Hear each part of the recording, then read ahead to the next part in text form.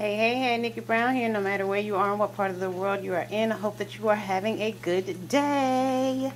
So today we are making the Banza rice made from chickpeas. It's been on for about probably 10 minutes or so. Let's see if we can shed some light on the situation. I did put a little salt and some earth balanced butter. And it is cooking up quite well. It only takes 5 minutes. I'm going to actually fluff it up a little bit and see what we have.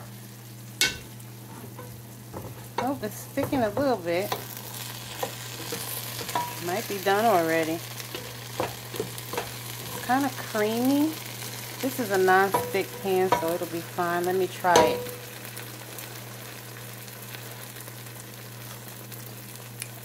Oh yeah, that's done. And it smells like chickpeas.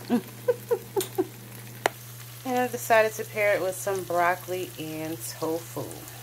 And here is the final result. I hope that was helpful. Love y'all. Later. Mwah.